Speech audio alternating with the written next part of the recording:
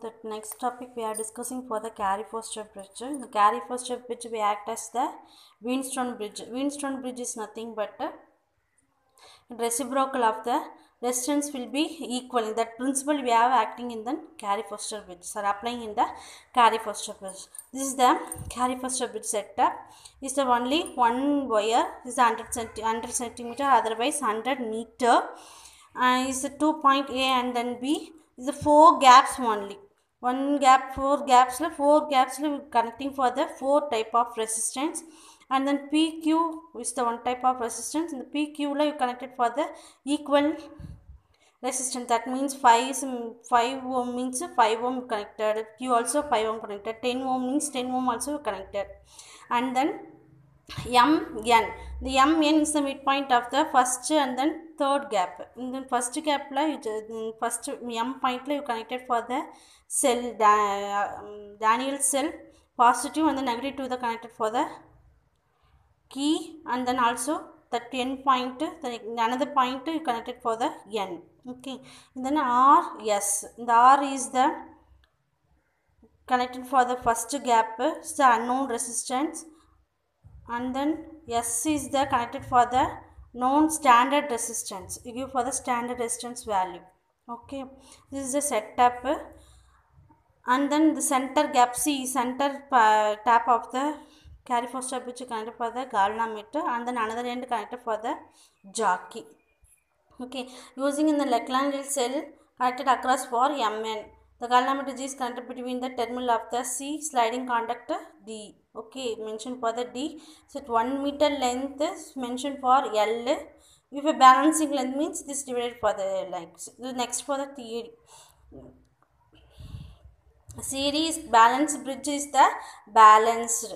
So the balance is end point A. Let alpha and beta be the end of the resistance A and B, and rho is the resistance per unit length of the wire. From the principle already told is the reciprocal of the resistance will be equal. So this is the Wheatstone bridge. You constructing equaling for this diagram and then equaling draw for this one. Okay, P, Q and then RS, 4 resistance, and then alpha beta is the end of the resistance value, and then rho L1 and then 100 minus L1. Okay, so P equal to R plus L, P by Q equal to, so P equivalent resistance R plus alpha plus rho L1 divided by Q equivalent resistance S plus beta plus rho into 100 minus L1.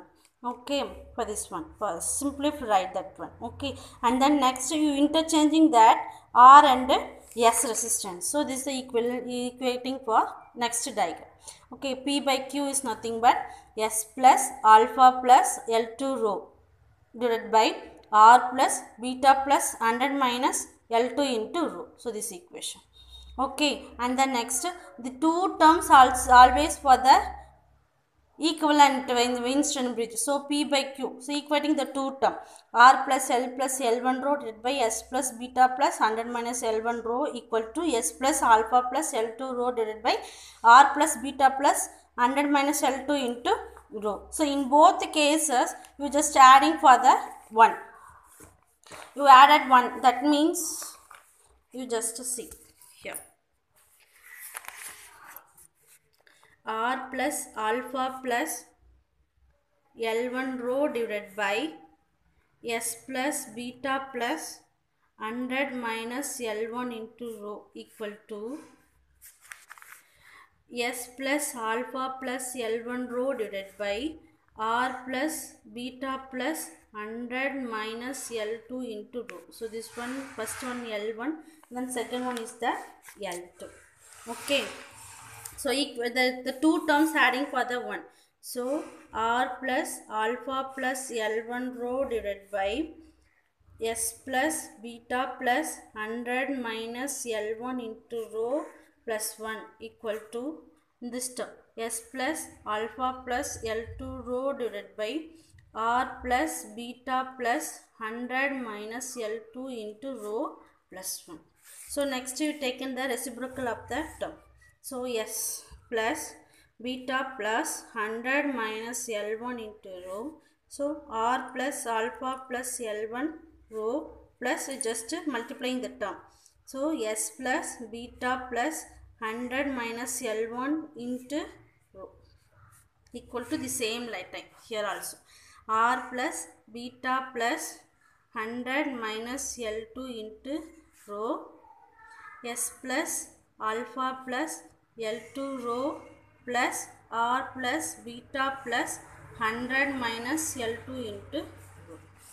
Okay, and then next you just minimizing the term R plus alpha plus L1 rho plus S plus beta plus 100 rho minus L1 rho divided by S plus beta plus 100 rho minus L1 rho equal to, here also the splitting term, S plus alpha plus L2 rho plus R plus beta plus 100 rho minus L2 rho divided by R plus beta plus 100 minus L2 into rho.